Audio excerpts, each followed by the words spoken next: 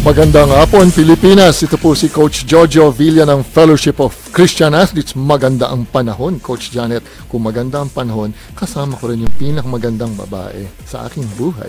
Maraming salamat, Coach Jojo. Isang mainit na pagbati. Mainit talaga yon. Oo nga, Coach Jojo. Consistent kayo talaga, Coach Jojo. Dahil True love love. kita. Kung si Paris Hilton sasabihin niya, that's hot. Pati yung panahon natin, that's hot. Ang tanong ng mga tao is, tapos na ba ang summer? Parang hindi. Galing po kami ni Coach Jojo sa Ibag, Zambales, kung saan kami sumali sa isang basketball clinic para sa about 200 young men and women.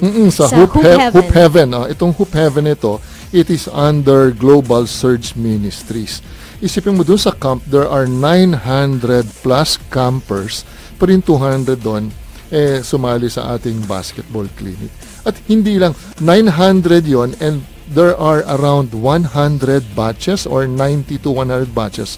So 92,000 kids, campers was able to go to that camp doon sa Highlands. Sa Global Surge po ito. So please do continue praying for Global Surge and Hoop Heaven. Talagang our hearts are with them. In fact, we'd like to greet Coach Happy Rivera who was with us. Kasama natin siya nagturo dun sa basketball clinic. Si Mr. Greg Lyons. Yes, Mr. Greg Lyons. Si Pastor James Makadangdang, tapos yung kanyang staff. At yung in charge dun sa program ng camp, yung kanyang asawa na si Pepsi. Makadangdang, that's right. And happy birthday kay Lily Blanche. Birthday niya nung May 31. Nakikinig siya sa atin, Coach Jojo. Happy birthday, Lily. Happy birthday din kay Pastor Sam Carino nung May 30. Happy birthday today, kapatid namin si Mickey Villa, isa sa pinakagwapong Villa brothers. And happy birthday also to ninang na anak namin, si Mai Sanchez. Okay, nung May 29 naman, gusto natin batiin si Leticia Calura at saka isa natin kasama sa dance sport sa University of Makati, si Rich Obligado. June 1, taga River of God, si Jethro Mendoza. Then, player ng UP, si Monica Ortiz. Then, si Pastor Joseph Carodan ng VCF. June 2, si Coach Dayong Mendoza. Tapos, classmate ko dati, si Gemini Paraso. And June 3, si Jerome Buot. Nako, parang hindi pa ho yata talaga tapos yung summer. Kung titingnan nyo, madami pang mga basketball clinics. In fact, ang Athletes in Action, meron pa sila sa July, yung 2017 Southeast Asia Basketball Coaches Academy. Mga kasama nila si Coach Morris Michalski. Siya po yung chaplain ng USA Men's National Olympics Team. Nilagay po namin sa Facebook page natin sa Puso at Lakas Sports sa Pinas-FEBC yung detalye tungkol sa AIA 2017 Southeast Asia Basketball Coaches Academy. Maganda pong malaman ninyo na may discount po silang binibigay, lalo na kung magbabayad po kayo ng registration fee pag mag-register kayo bago mag-June 7. Alam mo si Coach Morris Michalski or si Coach Mo, ito ang spiritual mentor ni Kevin Durant. Kaya naman, ang maganda pa nilalaro niya ngayon. That's amazing. Kaya po, tingnan niyo po yung sa Puso at Lakas Sports sa Pinas-FEBC Facebook page natin. Nandun po yung detalye tungkol sa Athletes in Action 2017 Southeast Asia Basketball Coaches Academy. Alam mo, Coach Janet, gusto ko rin batiin yung ating mga kaibigan, si Pat and Sarah Morales, si Evelyn Gapasin, si Derek Cesar Buendia, and then classmate ko si Jacqueline De Leota Hipolito, and then si Mel and Hans Damian, at syempre yung ating National Director ng FCA, si Pastor Gary V. Citacion. Coach Jojo, hinihingi ko din mga prayers ng mga kaagapay natin para kay Travis Pe, anak ng kasama namin sa Fellowship of Christian Athletes, si Chaplain Hans Pe po, yung naging bisita natin noon. Siya po ay chaplain ng Gilas, Smart Gilas team.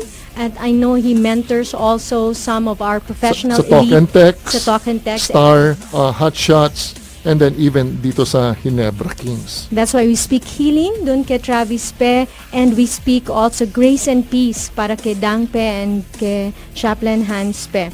Coach Jojo, Same question. Tapos na nga ba ang summer? Hindi pa dahil mainit sa akin. Sa akin hindi pa. Kung titingnan mo kasi yung AccuWeather.com, Coach Jojo, nakalagay doon, 32 degrees daw ang panahon ngayon. Pero yung real feel, ang ibig sabihin ng real feel, kung kahit 32 degrees siya, ano bang pakiramdam natin Feels sa like. balat natin? O what does it feel like? Nako, ang sabi doon sa AccuWeather, 32 degrees nga ngayon. But it feels like 42 degrees. So, super lagnat na. Ganun na kainit. Sabi kasi, yung humidity daw, umabot na ng 70%. Ngayon, yung mga kilala natin, na kasama natin sa Facebook barkada natin, sila Alkin Coach Jojo, na nasa Sydney, Australia. Winter. Sa kanila, 19 degrees. Sabihin ko naman, Coach Jojo, yung 19 degrees na yan, medyo nandun ang panahon sa Cebu City. Malalaman natin sa Balitang Sports. Scoreboard, Sports Update sa Pinas. Scoreboard. Talo ang Sydney sa Cebu City kasi sa Cebu City nandun ang 2017 Southeast Asia Challenge ng figure skaters, Coach Jojo. So, yesterday and today, patuloy yung 2017 Southeast Asia Challenge. 19 figure skaters galing sa Pilipinas, 5 galing sa Malaysia, 4 galing sa Thailand, at 2 galing sa Indonesia. Sponsored yung event doon ng Asian Skating Union. Naalala ko tuloy yung bisita natin about 2 or 3 weeks ago. Si Cara Damian, who is also a multi-awarded figure skater. So, nandun sila ngayon sa SM Skating Seaside City in Cebu. So, I'm saying a big hello to them kasi alam nyo naman, Cebuana ako, mga kaibigan, Bisdak, Bisayan, Dako. Sobrang bias po ako para sa mga taga-Bisaya. Sabi ko nga, kawawa naman si Coach Jojo. Hindi siya Bisaya. Handicap talaga na ginawa siya ni God na hindi siya Bisaya. Pero it's okay, Coach Jojo. Kasi dahil pinakasalan mo ako. Coach Jojo, kasi si Coach Janet naman ay Cebuana. So, okay lang. All is well with the world. Alam nyo, yung init at lamig ngayon naalala ko tuloy yung Bible verse na pinakinggan natin 2 days ago, Coach Jojo. Yung Proverbs 15:15. Sabi kasi sa Proverbs 15:15, lahat ng mga araw ng nagdadalamhati ay masama. Ngunit, siyang may masayang puso ay laging may kapistahan. Kaya sabi nga sa Cebu, uwan, init, pista sa langit. Ulan, maulan man o mainit, piyesta pa rin kung anak ng Diyos. Okay ba, Coach Jojo, yung pagmix ng sports tsaka Bible? Alam mo, gusto ko yung sabi mo kanina, all is well. Sa akin naman, it is well. With the Lord. With my soul. Alright. Alam mo, Coach Janet, mapunta naman tayo sa sa basketball naman. Alam mo tong Ginebra Kings, this is the first time na sila ang top sa eliminations. Sabi nga ni Tim Cone, kasi there was a time, this is 2011 or 2010, number 1 sila. Number 8 yung kalaban. Twice to beat yung number 1. Nung coach pa siya ng Star Shots, tinalo sila ng Power 8. That was the first time na yung number 1 tinalo ng nasa ilalim. Kasi yung 1, 2, 3, 4, twice to beat yan . And sabi naman niya ngayon, ang kagandahan dito, baka makalaro na si Greg Slaughter, yung kanilang 7-footer, dahil last year, na-injure siya, nagkaroon siya ng torn ACL. And sabi ni Coach Tim Cone, dahil itong game na ito, quarterfinals, semifinals, si Greg Slaughter nag-e-ensayo na sa kanila. And he is back, and definitely wala siya sa quarterfinals. But sabi niya, hindi natin alam. Kasi baka mamaya umabot na sila sa semis, umabot sila sa finals, doon nila mapakinabangan si Greg Slaughter, siyempre pagdating sa dulo. And sabi niya, we're the number 1 seed, twice to beat, but there are still tough teams to beat. Sabi niya, alam mo naman, pag number 1 ka, mabigat ang expectations. And ayaw niya mangyari yung sinatawag na deja vu na nangyari sa kanila noong 2011 or 2010 na talagang na-disgrace pa dahil masakit yun . Number 1, medyo natanggal. Masakit, Kuya Eddie, di ba sabi nila? And ang kinakatakot nila, baka makalaban nila yung Alaska dahil medyo meron pang knockout itong Alaska at Global Port. And sabi niya, itong Alaska team, they are a dangerous team when they got things going well, and they are very, very good. So abangan natin kung si Greg Slaughter ba ay makakalaro to slaughter yung kanilang mga kalaban. Talagang pinilit niyo yun, Coach Jojo. Sinubukan ko. Pero ano naman, shoot na shoot. Suwabe ng konti. Medyo. Coach, hindi pa tapos ang summer, lalo na para sa mga bata. Alam niyo naman, pag bata ka, di ba, sisimutin mo lahat ng araw bago pasukan. Kaya naman, tuwang-tuwa ako ang kwento sa inyo niya si Commissioner Ramon Fernandez ng Philippine Sports Commission. Sabi niya, magkakaroon daw sa Cebu City, pasensya na ho mga kaagapay, bias nga talaga si Coach Janet, sa Cebu City, magkakaroon ng Children's Games. Now, itong version naman ng Children's Games, nagsimula siya sa Davao kung saan mga 1,000 bata ang sumali galing sa 3 barangay. Sumali sila sa mga paligsahan. So, ito yung mga 3-on-3 basketball, volleyball, tsaka mga larong Pinoy. Ang nakakatuwa, Coach Jojo, kasi ang sabi ni Commissioner Mon Fernandez na yung mga children, gusto nilang i-encourage yung mga bata na maglalaro sila. So, they will be children playing with and against each other. Walang pakialam kung ano yung relihiyon, walang pakialam kung saan galing indigenous community, kung saan indigenous community, kung saan galing yung customs, tsaka mga affinity. Sabi nila, just children having fun, and it is part of nation healing. Naalala ko, Coach Jojo, nung nagkaroon ng mga calamity sa South, yung bumagyo, nagka-earthquake, merong mga taong mga pumunta doon sa South, sa Mindanao, na nagsimula sila ng mga football games. Kasi ang sports talaga, when we encourage the children to have fun and to use once again yung puso at lakas at isip nila para maglaro, kasama talaga siya sa nation building tsaka sa healing. Kaya I honor that. Natutuwa ako doon. So, encourage ko talaga yung mga Cebuanos and those near Cebu. Bantayan nyo, antabayan nyo po yun yung children's games na i-organize ng Cebu City Sports Commission kasama yung Philippine Sports Institute tsaka yung Philippine Sports Commission. Ano ba mga games dyan? Well, ito yung mga games nila, yung 3-on-3 basketball, volleyball, tsaka larong Pinoy. Yung larong Pinoy, Coach Jojo. Ito ba yung mga ano ba to? Mga palosebo ba to? Or kasama ba yan? Kasama ba dyan yung, anong tawag nito? Yung mga chato? Or pati mga holen? Or anything na larong Pinoy? Basta larong Pinoy. In fact, gusto ko malaman kung pinaglalaro ba nila yung dalawang gagamba dun sa... di natin alam yun. Gagamboy. Gagamboy. Pwede. Or gagam girl. Yes. Pwede rin yun, di ba? Pinilit, Coach Jojo. Pilit talaga. Naalala ko lang, di ba meron pa mga pitik bulag nung bata tayo? Baka hindi mo na alam yun. Dahil nasa Cebu ka, iba yung laro ng mga taga Metro Manila. Mas masaya dun sa amin, Coach Jojo. Tama na. Coach Jojo, ang gusto ko ding ikwento na walang naman suntukan. Kasi naman nagsusuntukan yung mga bata, no? Ito na lang maglalaro. They're having sila. fun. They're having fun. Pero Coach Jojo, yung pag-uusapan natin mamaya, tungkol naman sa suntukan. But suntukan in a nice way. Parang ngayon, kunwari pinapawisan tayo dahil mainit. Pag sports, ang pawis is a good thing. Chalk Talk. Sports jargon at trivia. Alamin sa Chalk Talk. Coach Janet, gagamitin ko sana yung parang sigaw na Bruce Lee, yung wah! Pero hindi pala babagay, di ba? Dahil si Bruce Lee, ganun ang sinisigaw niya eh. Di ba may mga sinisigaw sila, pero baka matakot lang yung mga nakikinig sa atin. Alam mo, mga kaagapay, ang pag-uusapan natin ngayon, itong tinatawag na, alam mo, pinag-aralan ko how to pronounce it, Muay Thai. Sa isa naman, Muay Thai. Or itong tinatawag na Thai boxing. It is a combat sport of Thailand that uses stand-up striking along with various clinching techniques. Kasi ang ginagamit dito is siyempre hindi lang physical, kasama dito ang mental discipline which includes combat on shins.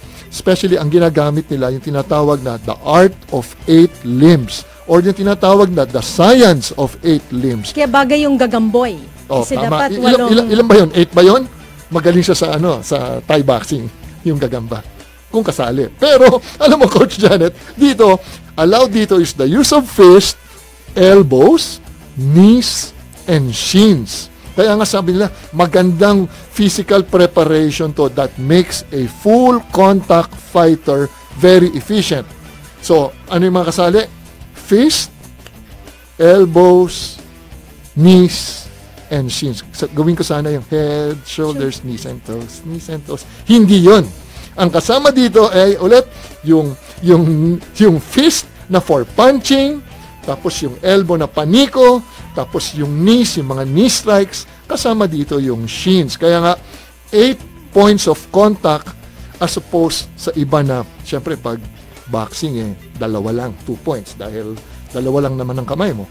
Tapos pag sa iba naman, ibang sport na 4 points, hands and feet. Dito 8, kaya nga medyo madugo. 'Di ba? Talagang dapat disiplinado ka dahil hindi naman kayo nandoon para magrambulan. Importante diyan, kasama 'yan sa exercise. And paano ba ang tinatawag nila doon sa mga practitioner ng Muay Thai ay tinatawag na Nak Muay. Ito yung tinatawag na foreign boxer. And kung titignan natin yung history ng Muay Thai, during the 16th century, naglaban ng Burma at saka yung Siam. Yung Siam, yun yung Thailand ngayon. So nung naglaban sila, na-capture yung isang magaling na Muay Thai na fighter na si Nai Konom Tom was captured in 1767. And the Burmese nyo, kilala siya na magaling siya sa hand-to-hand combat. And they gave him this opportunity to fight again. And if he wins, syempre, he will win his freedom. Syempre, nanalo siya. And he was freed by his captors and allowed to return to Siam, which is Thailand ngayon. And he was acknowledged to be a hero because of that. And dahil doon, yung kanyang fighting style, it became known as Siamese style boxing, which is now called Muay Thai. Diba? And syempre na-recognize siya as a national sport, kaya naman siyang sumikat dahil yung Muay Thai, ang daming yung mga nagpa-practice na ito, na tinatalo niya yung mga ibang martial arts discipline. Diba? Kung panunurin mo ngayon palabas dati na si Van Damme, diba? Baliktad naman kasi pelikula yon. Siya naman ang nanalo. Pero nung pinakita yung kanyang kalaban, talagang ang sinisipa nun, pader. Talagang nakita mo yumayanig. Kaya sumikat ang Muay Thai because dahil fist, elbows, knee strikes, shins, kasama dito yung paa. And at least marami kang weapons na paggamit. Ano ulit pangalan, Coach Jocha, itong nagsimula ng Muay Thai? Na sumikat si Nai Konom Tom. Mabuti kaya ko pang i-pronounce yan. Oo nga Pero siya kasi, Coach Jojo, yung he fought for his freedom, di ba? Yung magiging bisita kasi natin, nakikita ko yung sa kanya naman, he also achieved freedom in the truest sense. Hindi ko alam kung dahil sa Muay Thai or kung saan pumasok si Jesus sa life niya, pero malalaman natin na mamaya. Alam mo siya yung version, the Asian version ng Gladiator. Yon. Diba? Alam mo, Coach, merong sinabi yung asawa ni Steph Curry, si Ayesha Curry. I don't know if her name is Ayesha Curry. May sinabi siya, ang parenting daw, yung pagpapalaki ng mga bata, is a tough job. Mahirap daw siya talaga. Lalo na yung mga anak daw natin, they already know how to walk and talk. Pero ang sabi niya, our job as parents, now our job, dahil marunong nang maglakad at magsalita yung anak natin, is how to teach our children to walk with God and to talk to God. Yan naman, pag-uusapan natin sa kasama natin, yung guest natin ngayon.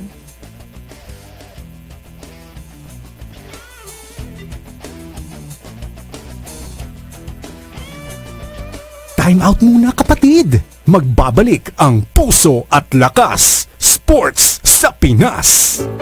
Sama-sama tayong magpuri sa Panginoon sa pamamagitan ng mga praise and worship classics sa Sunday Selections kasama si Ruth Talarama Dizon. Mapapakinggan tuwing linggo, alas 4 hanggang alas 5:30 ng hapon sa pamamagitan ng www.febc.ph, FB page at sa himpilan ng 702 DZAS Agapay ng Sambayanan. Usapang Worship Ministry invites everyone to Simply Worship, hosted by Romel and Susan Guevara, June 12, 2017, from 8 a.m. to 5 p.m. at the Cuneta Astrodome, Pasay City, featuring ministries from Tommy Walker together with his daughter Eileen Walker, The Worship Project, Jaren Lapasaran, Ogie Alcacid, and Juan Walker. For details, call or text 0922-537-9302. Simply Worship is presented to you in partnership with 702 DZAS, Agapay ng Sambayanan.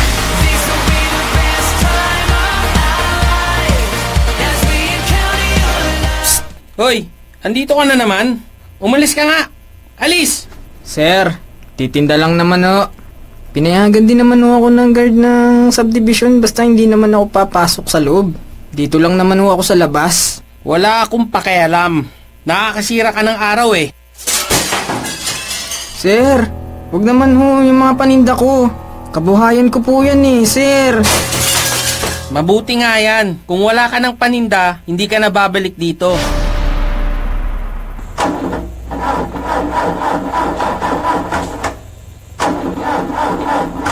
Pambira naman oh. Bakit ayaw mo pa mag-start? Marami pa naman akong lakad ngayon. Ano? Ikaw na naman? Di ba pinaalis ka na namin dito? Sir, nakita ko ho kasi kayo eh. Ayaw po bang mag-start ng kotse nyo? Ano ngayon sa'yo? Sir, dati ho akong mekaniko. Bago ho akong naging maglalako ng paninda, nag-aayos na ho ako ng sasakyan. Kung hindi nyo mamasamain pwede ko bang tignan kung anong problema? Tutulungan mo ako?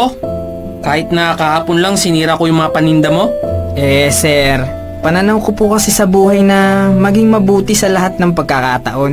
Kung hindi ko ho kayo tutulungan, ano pa hong silbi ng pananaw ko, di ba? Saka, malay natin sir, mahawa ko kayo sa moto ko. Baka ipasa nyo rin yung kabutihan sa iba. Ang pagiging mabuti ay isang desisyon na dapat nating piliin sa lahat ng pagkakataon sa ating buhay. Paalala nga ng salita ng Diyos sa Kawikaan 3, talata 3. Pananalig at katapatay huwag mong tatalikuran, ikwintas sa iyong leeg at itanim sa isipan. Sumasahing papawid mula sa Maynila. Ito ang Far East Broadcasting Company Philippines. FEBC Himpilang 702 DZAM. Agapay ng sambayanan. Puso at lakas, sports sa Pinas. Pusong kampyon. Siya na nga, luha at galak. Mga sikreto ng marubdob na ensayo at pagtatagumpay sa larangan ng sports. Pusong kampyon. Coach Janet, ang ating guest ngayon, ang ganda, mabuti na lang eksperto siya sa Muay Thai. So sabi niya sa akin, pag ang isang practitioner ng Muay Thai, hindi ka taga Thailand, hindi, di ba? Ang tawag doon ay Nak Muay Farang, which means foreign boxer. Siya ay isang coach, pero ang tawag pala pag practitioner ka ng Muay Thai ay crew. Let's all welcome, alam pa, sabi ko ba ito, crew o Coach Sai Bersales. Hi, Coach Sai Bersales. Magandang hapon po sa lahat. Magandang hapon po sa lahat na nanonood at sa lahat na nakikinig. Babatiin ko din, Coach, yung napakagandang asawa nyo na si Princess Bersales. Hi, Princess! Hello, Princess! Sana ako ganun din ang tawag sa akin, Princess or Queen. Gusto ko ang tawag nyo sa akin, Coach Jojo. Love. Hindi, gusto ko sana yung mga Oh Goddess Divine. Pwede ba yung mga ganun? Oh, Most Exalted One. Diyan masyadong mataas yung pangarap mo. Tama na yung love. Kasi yung crew kasi, kaya ako natutuwa. Kasi ganun, ang crew kasi, Coach Jojo, is not so much the practitioner, pero yung sensei, yung mentor, yung teacher, yung rabbi. Parang ganun din, napakaganda yung title na yon kay Jesus. Kaya maganda siyang title para sa atin. Yung tuwang-tuwa ako pag natatawag akong coach or crew. Coach, alam kong madami kayong kino-coach kasi sa Facebook page namin, madaming bumati sa inyo. Sabi nila, coach ko yan, coach ko yan. Yun yung sabi nila. Parang yung mga bata, sabi nila, teacher ko yan. Daddy ko yan. Daddy ko yan. Yun. Coach, how has it been sa pagtuturo nyo ng Muay Thai? Una sa lahat, masaya. Fulfilling din yung nakakapagturo ka. Lalo na you'd be able to share the gospel. Hindi lang yung art itself. Coach, naalala ko nung pinadalhan nyo kami ng pictures para sa Facebook page natin, sinabi nyo na ito yung mga pictures na to was when before you knew Christ. Tapos may mga pictures kayo, sabi nyo, before I met Christ. Bakit important sa inyo yung distinction na yon? Importante kasi siya. Kasi unang-una sa lahat, before I accepted Jesus Christ sa buhay ko, magulo yung buhay ko. I just wanna make it a point na I'm not talking about religion. I am talking about my relationship with Jesus Christ. Nagsimula yun lahat is nung iniwan ako ng father ko when I was 3. So, yung mama ko, although si mama pastora sa isang church, I was a battered child. Kasi nga, naalala ni mama yung pag-iwan ni father ko, and then the second pa yung name ko, and then kamukha pa ako ng tatay ko. So parang masakit. So I was a battered child until second year high school when I learned to fight back. So that all happened before I accepted Jesus Christ. Nagulpi ko yung nanay ko, nasaktan ko yung nanay ko, I took drugs, I was rehabilitated 2003 to 2004, and then naglayas ako after. So masalamut yung buhay. And then, umabot na sa punto na tinawag na ako, 2012, February 28, na-opera ako sa Medical City. Proximal, basta something about the stone. Okay. So, I was in the hospital for a week na walang bumibisita sa akin. Nasaan na yung kainuman ko, nasaan na yung kabarkada ko, nasaan sila lahat, katrabaho ko, as in wala. So, yun yung time na I was pushed in a corner where hindi na ako makalingon left and right, but only to look up. Yun yung time na tinawag niya ako. And then, I was so happy. Na-realize ko, nung meron na akong relationship with the Lord, na-realize ko how beautiful it was when I was pushed in that corner. Because tumingin ako sa Kanya. Pero ngayon, Coach, ang laki ng pamilya nyo sa simbahan nyo, sa sports ministry na ginagawa nyo ngayon. Kasi mga kaagapay, si Coach Sai, meron siyang martial arts ministry ngayon sa Christ Commission Fellowship. Siya ang crew. Siya ang crew. Ngayon, ang inaalagaan nila, kasi sa sobrang laki ng mega sports camp ng CCF, libo yata ang nandun. In fact, nung the last mega sports camp, I have like 98 kids sa martial arts. So, yung ministry ko doon, hindi lang siya Muay Thai, but we also have Jiu-Jitsu, Judo, and minsan bumibisita yung boxing coach, and then Muay Thai. So, Coach, apat. Nung sinabi nyo kanina na you learn to fight back, dito ba pumasok yung Muay Thai sa buhay ninyo? Hindi pa. Later na yung Muay Thai. Nag-start ako as karate, and then sa Cebu kasi, way back 2000, mga 3, 4, 5, 7, dun ako, wala kasing Muay Thai. Pero yung interest ko sa Muay Thai is nandun na. Wala kasing Muay Thai sa Cebu, ang Muay Thai is nasa Dumaguete. Tatawid ka pa ng dagat. So, nagyaw-yan ako, which is a Filipino kickboxing. Parang, sobrang different siya sa Muay Thai, pero may similarities din. So, you're using fist, elbows, knees, and kicks. And then, nung napunta na ako dito sa Maynila, I started training ng Muay Thai. Kasi may Muay Thai na dito, marami. I started training with Crew Eugene Toquero, yung 1FC fighter. And then, nag-train din ako sa Quezon City under Crew Sai Villega. Doon ako nag-take ng Muay Buran Instructor's Course, Basic and Intermediate Level 1. So, doon ako nag-graduate sa kanya. Pero bakit Muay Thai? Ang una kasi, naisip ko, Muay Thai kasi is a very practical means of self-defense. At yun kasi yung thinking ko before.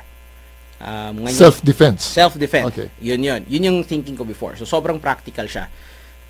Ngayon naman kasi, there are people, lalo na sa CCF, maraming nagsasabi na, Coach, pwede ba magpaturo ng Muay Thai for self-defense? Ang sinasabi ko lang sa kanila is, we only have one defense. It's him up there. So, yung martial arts, hindi yan nagagamit during the time. Hinold up ako sa bus November 31. October 31, hinold up ako sa bus. Last year? 2014, yung prior sa wedding namin ng wife ko. Hindi ko nagamit ang martial arts. 2 baril sa harap at saka sa likod. Pero, January of that same year, hinold up din ako sa bus. Pero lumaban ako. In fact, I was bragging. Gumanon ako sa naglaban na, hindi mo nakuha yung cellphone ko. Gusto mo, bumalik ka. Halika, bumalik ka. Ganun ako kayabang before. And then, when God humbled me, nung second na hold up, I realized na He was protecting me.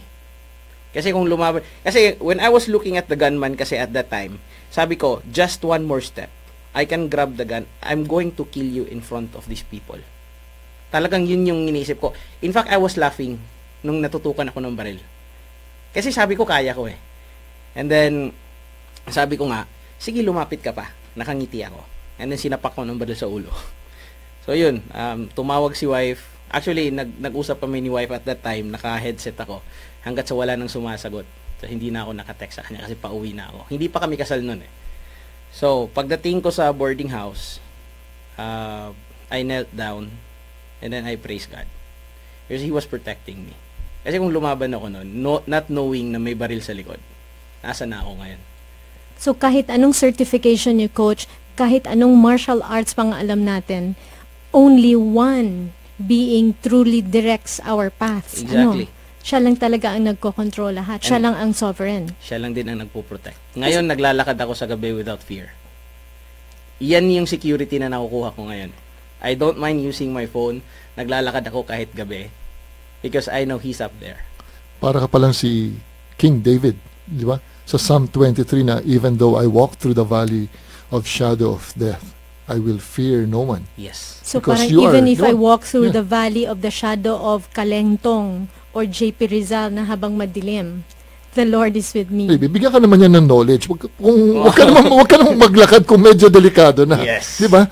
Coach Sai, so given that na alam natin na si God lang talaga ang nakakaligtas sa atin, saan naman pumapasok yung Muay Thai sa buhay ninyo? Nag-training ako sa Submission Sports way back 2012. Submission sports. Okay. Oo. Ngayon kasi ang tawag sa kanila is Ultimate Fitness na nasa Metro Walk. Kasama ko si Eugene Tuquero. And then while training one afternoon kasi may isang promoter ng fight na nagsabi sa akin, do you wanna fight this November? Sabi ko, why not? Kasi nagtitraining ako eh.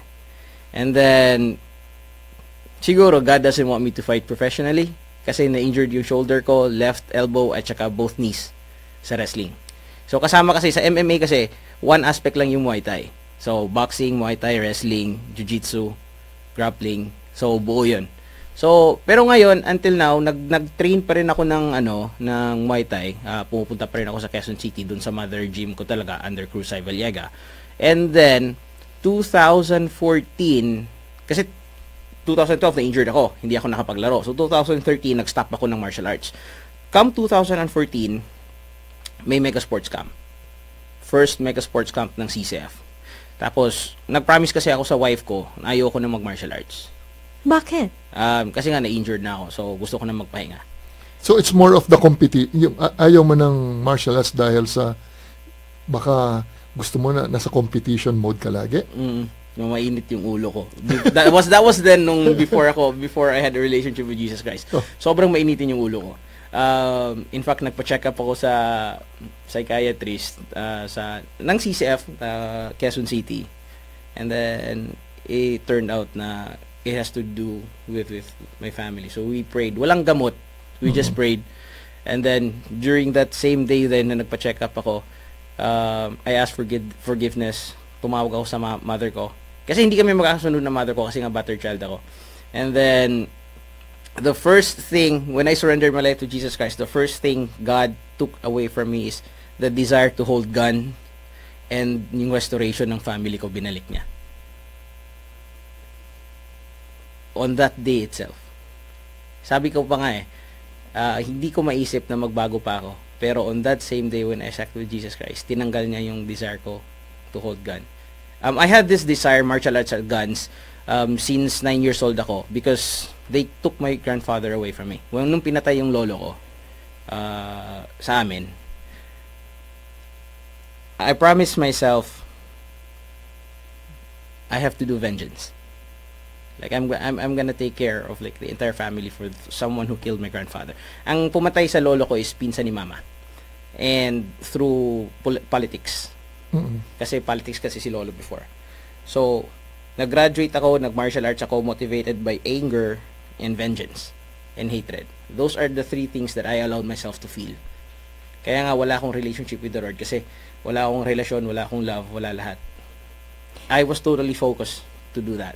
Motivated ka by anger, hatred, and vengeance. And all of these kasi nag-generate siya talaga ng violence, And kaya ito nag-direct sa'yo dun sa Muay Martial, Thai. yes. Oo. Pero coach, napansin nyo, si God, dahil He is a God of 1,000,000 second chances, at Redeemer God siya talaga, ni-redeem niya yung Muay Thai para sa'yo. Kasi nga yung Muay Thai, tsaka karate, and all these things na yung eagerness nyo na gumamit ng barel, ganun. Kasi, ano mo siya response mo siya sa lahat ng violence na nangyari simula nung bata kayo. Ni-redeem niya yon at ginagamit na niya ngayon for His glory. Yun ang nakakatuwa. Kasi nung sabi ko ayoko na mag-martial arts, when I talked to God one day, sabi ko, Lord, babalik ako ng magte-training ako ng martial arts, pero gusto ko na magamit siya for your glory. And then it just so happened na nagkakaroon ng Mega Sports Camp. Tapos nung first na Mega Sports Camp, naghanap sila ng martial arts coach. So nag-volunteer ako. The rest is history. After noon, nagkaroon ng sports ministry, nag-open ng sports ministry na martial arts. And then ngayon, pang-apat na Mega Sports Camp, nandyan pa rin. Natutuwa ako dun sa sinabi niyo, coach. Sabi niya, it just so happened. Si God yun eh. Yes. God just happened. Tapos sabi niyo, and the rest is history. Actually, the rest is His story. So ngayon, ongoing yung story niya sa buhay niyo. Ito yung parang the second chapter of your life. Yes. No? Thank you for sharing about yung forgiveness na nangyari sa buhay niyo ng pamilya. Kasi coach, ganun yata talaga halos sa atin lahat. Nagkaroon tayo ng mga wounds galing sa father natin, wounds galing sa mother natin, yung mga salitang na-release nila nung bata tayo na medyo naipit yung heart natin. Tapos, ganun tayo mag-react sa mundo, sa mga asawa natin, sa mga anak natin, kasi nasugatan tayo dati dun sa mga ginawa ng mga malapit sa atin. Tito natin, pinsan natin, yung ganun. Pero ang nakakatuwa is that if we find the forgiveness, the real forgiveness, and then ma-release, ma-cut yung mga bonds na mga nangyari noon, no, ng mga bata, and then now you are free. Sobra. So, God has really released and spoken freedom in your life through sports too, through Muay Thai. Sa sports, doon ako ngayon, nadagdagan pa, hindi lang sa Muay Thai, sa sports ministry, nadagdagan ako ng mga maraming coaches, and then various martial artists din na nag-volunteer. In fact, gusto ko na mag-quit. 3 years into the ministry, sabi ko kay Lord, 2014 yan. 2015 ata yung gusto kong mag-quit. Parang 15 na gusto ko na atang mag-quit sa martial arts na ministry. Kasi ako lang mag-isa.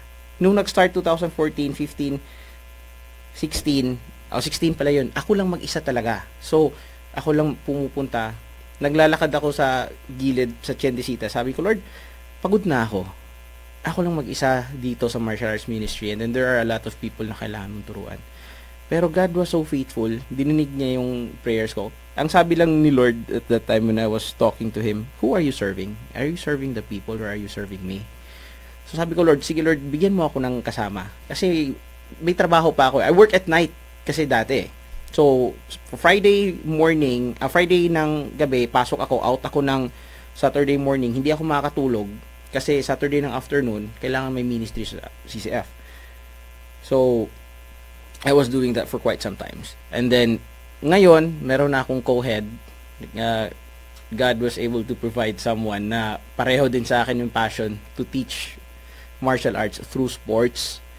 So, ngayon, dalawa na kami. So, sabi ko nga kay Lord, siguro ayaw ni Lord pa akong umalis. Tsaka we're praying na God would send more workers to help you. Kasi talagang the harvest, the field is white for harvest. Coach, ano naman nakikita niyong bunga dun sa martial arts ministry niyo? Nakakatuwa. Kasi there are parents na yung hindi mo siya kilala kung sino yung anak niya, pero bigla na lang lalapit sa'yo sa church na, uy coach, yung anak ko hindi na nambubuli, behave na. Tapos, hindi mo alam sino nga yung anak nito. Yung parang ganun. Tapos, bigla na lang may magpapapicture sa'yo, coach, si ganito. So, may changes. Kasi ang first thing na tinuturo mo sa martial arts is actually not the art itself, but disiplina. As sa atin naman kasi is, aside from disiplina, we are also teaching the kids values. Yung tamang values. So, lagi ko nga sinasabi sa kanila na we are training sa martial arts, pero we're not going to use it. So, Kung may mangyari sa inyo sa labas, run if it's necessary to run. Pero wag natin kalimutan to pray kasi Pray nandun. first. The Yeah. first line of defense is prayer. Mm-mm. Paglabas mo ng building, pray. Naglalakad ka, pray. There should be a running conversation with Him always. Habang tumatakbo, nakikipagkwentuhan kay God. Kaya running conversation. Kahit anong ginagawa mo, you can talk to Him. He's your Father after all. Coach, yung sabi nyo kanina, medyo iba siya, no? Sabi nyo, may lumapit sa inyo magulang, sabi sa inyo na hindi na nagbubuli yung anak ko nung sumali siya sa isang sport na tungkol sa suntukan. Ironic. And about fighting, di ba? So, medyo ironic nga naman siya. Coach, paano yung mga ibang magulang? Medyo takot sila na i-enroll yung mga anak nila sa mga martial arts or mga Muay Thai kasi baka may mga violente yon. O kaya baka masaktan. Baka masaktan. Di ba? Baka mapilay Oo. or baka naman masyado nilang binibaby yung anak nila. Pwede rin. Kaya dapat mag-Muay Thai. Ano naman ang tingin niyo yun, Coach? Totoo naman yun na meron talagang masakit sa training. Lahat naman meron, kahit basketball, volleyball. Pag natamaan ka ng bola ng volleyball sa mukha, sobrang para ka rin sinuntok, no? Pero sa training naman kasi sa Muay Thai, I would tell them na this is a physical sports. Merong sakitan, may masasaktan yung training lalo na pag hindi ka sanay sa stretching. Pero naman kasi, scientific yung training. Merong stretching before sa actual na mga movements, sa techniques kasi para iwas injury. Sparring, hindi siya po pwede kung hindi pa marunong yung bata.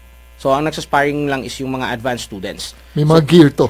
Kompleto tayo ng gear. So, hindi rin kami nagpapasparring kung walang gear kasi iwas din tayo sa aksidente. Pero we would always inform the parents. In fact, I would encourage the parents to join your kids, no, para makikita nyo rin kung ano yung ginagawa ng mga bata. And then it's a very good bonding sa family kung sabay kayo na magte-training ng Muay Thai sa anak nyo. I have parents, marami akong parents na sinasamahan nila yung mga anak nila na 5, 7 years old. Pinapasabay ko sila. Lagi nila sinasabi, Coach, wala akong damit. Next time, sabay ka na. So, ini-encourage ko sila and then they're enjoying it. Hindi, maganda yan kasi may anak akong babae. So, pasasabay ko yung asawa ko. Coach Janet, ready ka na? Nabigla ka doon, no? Pero Coach Joe, you wouldn't want me to know martial arts. Mas magaling akong dumepensa. Mas mabilis ako tumakbo sa'yo. Pero alam mo, hindi mo ako kakayanin. Nabigla ako doon. Hindi, pero ito naman ang sasabihin Sinetap ko. kita doon. Oo nga, ito naman sasabihin ko, Coach. Alam mo, kanina kasi, Coach Sai, nung nabanggit nyo na nung na-hold up kayo isang October at hindi nyo nagamit or hindi nyo gagamitin or sabi nyo na the first thing that happens kung may something bad happens to you is that for you to pray and run whenever possible. Naisip ko si God, kasi si God, ganun din siya. He has all the power in the world. But what He does is because He loves us so much, all that power is controlled by grace and love, Yes. So, all that might, He has all that power. Kaya naman niya, kung gustuhin lang niya, because He is our Creator God after all, pwede naman, durugin niya na lahat ng masasamang tao. Isang salita lang. If He can create the world with just one word, He can destroy the world with just one word. Yes. Baka pumikit lang siya, tapos na lahat, But all that power, all that might, all that strength, all that lakas is tempered by puso. Yes. Ganun si God So I'm thinking also, even in Muay Thai, na if there is some particular martial art, Muay Thai, Jiu-Jitsu, boxing, Jeet Kune Do. lahat Bruce yon, Lee di ba? ba yan, You have Bruce Lee? all this power, na yung batang matutunan ng lahat ng power na yan, hindi din siya magiging bully. Kasi yung paggamit ng power na yon is tempered by discipline and love, right? Yes. Kasi nakikita nila na yung nagtitraining sila, nalalaman na nila ngayon kung yung ginagawa nila nakakasakit yun ng ibang tao. Kasi before kasi yung nambubuli pa sila, hindi nila alam na yung ginagawa nila, nangungulit lang sila pero nakakasakit na sila ng ibang tao. What we do sa martial arts ministry is lalo na pag nakikita nila na yung suntok nila malakas pala, malakas na yung suntok mo, malakas na yung sipa mo, malakas na yung elbow mo. So, wag mo yung gamitin kasi nakakasakit yan ng ibang tao. Para siyang weapon, no? Weapon. In fact, hardest point sa human anatomy is your elbow. Naku, So, kasi wala siyang laman, buto siya. Ang knee strike naman is, a well-placed knee strike generates 35 miles an hour. So imagine if that would hit your chest. So ganun siya kalakas sa mga trained. And in fact kami, kung pag nag-coaches training kami sa CCF, we really do hard sparring. Ako ilang beses dumugo yung mukha ko, nasuntok ako ni Coach Ian. So bumagsak ako. Pero after that, we hug each other. Bro, ang ganda ng ginawa mo. Yun pala yung loophole sa defense ko. At least alam ko na ngayon. Ganun kami, pag nag-choke, natitrain, nag-choke, nagulpe. Uy bro, sobrang salamat. Ganun pala yun. Mali pala tong ganitong ginagawa ko. Ganun kami nagtitraining. May butas pala sa aking depensa. Yun. Diba? I-assure ko lang yung mga magulang natin na yung level na yon, medyo advanced mataas level na yun. Oo. So yung mga bata naman, very gradual naman ang Yes. ano nila. So kunwari, kasi nga, sabi ni Coach Jojo, at isasalin niya pala ako, tsaka yung anak namin, 50 years old na ako. So ang mangyayari nito, alalayan naman ako ni Coach Sai, no? So, wag ka na magsalita, Coach Jojo. Pag naglaban kami ni Coach Sai, ang sabi niya, ito pala ang loophole ko. Mabagal pala akong tumakbo kasi hindi niya ako mahahabol.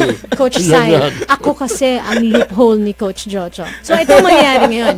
Love yun. Ang pinakamaganda kasi, kung kasali nga naman talaga mga magulang, kasi bonding time siya, no? Napapag-usapan yung Muay Thai, maski dun sa pagdating sa bahay. Yung parang, Yes. anak, di ba nakita mo yung ganon? Mami, di ba ganito to? Yung mga ganon. Tapos, very gradual naman ang approach. Kasi, ang Muay Thai, like any martial arts, is a discipline. Yes. So, yung skill na matutunan natin, it will be stretched through the years. Parang basketball, di ba? Hindi naman porket nag-attend tayo ng 2 araw na basketball clinic, kahit pa 6 na buwan na basketball clinic, matutunan natin kaagad. So, like Yes. any other discipline, nandun, it's taken slowly but surely. Now, yung sa discipline naman, Coach, it's also it's mental and emotional and physical. Yes. Kasi yung sa emotional naman na discipline, sila ba, Coach, yung mga players natin, before they start sparring or before they start learning, pareho din ba sa ibang martial arts na they bow down, yung tumutungo din sila o yumuyuko in respect of the other player? Yes, meron. Sa Muay Thai, meron siyang ganun. Sa traditional, meron. Tinanggal ko kasi siya sa sports ministry. Tinanggal ko yung mga traditional aspects. In fact, lalo na yung mga kasi one way of honoring your teacher is nagbabaw ka. Pero meron kasi siyang, ang Muay Thai kasi since siya, may connection sa religion sa Thailand. So, pinagtatanggal ko yung mga kasi I don't want them to mistook na merong mga ganyan na bagay. So, parang sport na lang talaga siya. At saka fitness. Yun yung drive natin ngayon sa CCF, sports fitness. Okay, dito sa sa ministry mo ngayon, sa CCF Muay Thai, di ba? Yes. Okay. Binanggit mo meron kang mga tinanggal na mga parte. Anong ginagawa niyo before you start yung inyong regular itong practice niyo? Do you pray? Yes. Or meron ba kayong tinatawag na huddles na meron kayong they would learn some verses or anything? Meron. We start with prayer. Yun naman talaga lahat ng una. So, pagkatapos ng prayer, stretching na yun, exercises na yun. Middle ng exercise, pahinga, huddle, and then devotion. And then, continue ng training. Una kasi is, we started with devotion. Ang ginagawa kasi ng iba, malilate. So, hindi na maka-attend ng devotion. At then, nung una, nilipat ko sa huli. Yung iba naman kasi, uuwi. So, ang ginawa ko sa gitna. So, yung pinaka-break, magde-devotion. Pagkatapos ng devotion, ayan, exercise na naman ulit. Alam mo, maganda yun kasi hagip niya kasi may malilate. May aalis naman na maaga. Kasi baka naman yung iba talagang nagpapalate dahil nahihiya, magdadasal. Yung iba naman, pag alam ng, malapit na ang prayer, baka ako pag-pray ni Coach, mauuna na ako. Dito, wala. Shoot na shoot sila sa balde. Coach, tapos na kasi yung Mega Sports Camp noong May 2017. Pero alam ko, patuloy yung martial arts ministry. So, ito siya, nangyayari siya every Saturday, 2 to 4. Yun yung training. Pero I would suggest na 1:30 pa lang nandun na sila para ma-consume nila yung full 2 hours na training. So, iniimbita natin, mga ilang taon yung mga batang... Invite mo nga kung may mga nakikinig. Sa mga nakikinig ngayon, we have kids as young as 6 na nagti-training. Although, hindi pa naman talaga yung training, nagtatakbo-takbo na lang yan doon. Pero, kung nandun din kayo mga parents, that would be great kung makasamahan nyo yung anak nyo. We have students as old as 51 from California. Actually, husband and wife sila, 51 at saka older yung husband. Nag-a-attend sila. Pasok pa ako. Oo. So, medyo, nandun ako, pasok pa ako na sa edad ko yun, 51. Vary yung age. Vary yung age. Kasi matutukan naman talaga yung estudyante individually. May babayaran ba sila, Coach? For the training, free po yun. Since it is a ministry sa church, libre po yung training. Meron lang 50 pesos per student sa facilities. Since ginagamit yung facilities, may mga equipment, may mga gloves, and then pwede ka mag-shower pagkatapos, pwede ka uminom ng tubig. So, ano na lang din yun. Parang... Murang-mura na yun. Discounted masyado yun. Sobrang discounted. Meron din namang mga trainings sa for other gyms. If you'd like, medyo mahal nga yun. Encourage namin yung mga bata, no? Kahit na mga magulang, dalhin niyo po yung mga anak ninyo dun sa CCF, sa martial arts ministry nila. Every Saturday, 1:30 po ng hapon, mas maganda kung nandun na kayo. Sa halagang 50 pesos, kahit takbo-takbo lang yung mga 6-year-olds natin, madami na hong nadudulot na values doon kasi may huddles time nga sila. Aside from that, there's fitness, always an important aspect of growing up. Naku, kung nababasa lang natin lahat ng mga articles online, kung ano yung link talaga ng mental toughness and physical fitness, may link siya talaga dun sa intelligence aspect ng mga anak natin. So, we're just encouraging everyone to join basketball clinics, sports camps, and for your children to take up any sport. Pati na rin, kahit 50 years old, kasi kaya nadali yata ako tong hapon na to. Apparently, sasali yata ako ng martial arts enroll na ministry. kita mamaya. Enroll na. Coach Sai, maraming salamat po for joining us this afternoon. Welcome din po para sa lahat. Baka meron kang gustong batiin. Wala naman akong gustong batiin, pero I just would like to invite everyone even if you're not from CCF, even if kahit saan ka, anong religious organization ka belong, everyone is welcome dito sa Martial Arts Ministry. Hindi po kami namimili. No registration required. Punta na lang po kayo doon, and then 7th floor, and then just ask for me, Sai Bersales, or the other coach, Brian Ongpauco. Yung CCF po, ito po yung Christ Commission Fellowship dun sa may Frontera Verde, Tiendesitas. Maraming salamat, Coach Sai. Welcome. Huddle Time. Karunungan at aral mula sa Biblia. Huddle Time. Coach Janet, ang ganda ng kwento ni Coach Sai, no? Dahil, alam mo, pag ginamit ka talaga ng Panginoon for His glory, iibahin niya. Yung kanyang kwento is the story of God, His story in your life. And dito sa Romans 8:28 to 29, and we know that God causes all things to work together for good to those who love God, to those who are called according to His purpose. For those whom He foreknew, He also predestined to become conformed to the image of His Son, so that He would be the firstborn among many brethren. And dun sa verse 30, and those whom He predestined, He also called, and those whom He called, He also justified, and those whom He justified, He also glorified. Coach John, naalala ko kanina nung kausap natin si Coach Sai, nung hindi pa nagsisimula yung program, sinabi niya, the martial arts is created by God. And in this instance, hindi lang created, talagang He uses it as a form of redemption for many of us. So I'd like to honor Coach Sai for listening to God's voice. And I'd like to honor God too for how He has led Coach Sai from there to here. Yung here po niya ngayon, ito yung bigay niya, yung kanyang puso, yung kanyang lakas, talagang inialay niya sa Panginoon. I pray, mga kaagapay, that the Lord would also speak redemption in your life. Kung nasan man ho kayo ngayon, I pray that He will also lead you to where He wants you to be. And I pray that your hearts will be willing to listen to Him. Maraming salamat po mga kaagapay. Salamat din kay Chris Lopez Manansala listening to us from Abu Dhabi, United Arab Emirates, tsaka kay Alquinto Akin, talagang listening to us all the way from Sydney. Ito po si Coach Janet Villa ng Fellowship of Christian Athletes. Ito po si Coach Giorgio Villa ng Fellowship of Christian Athletes sa DZAS 702, Agapay ng Sambayanan. Puso at lakas, sports sa Pinas sa pakikipagtulungan ng Fellowship of Coaches and Athletes, Athletes in Action at ng Far East Broadcasting Company Philippines. Ito ang 702 DZAS. 702 DZAS. Agapay ng Sambayanan. Kasapi sa KBP, kapisanan ng mga broadcaster ng Pilipinas. Ang salita ng Diyos. 5 minutong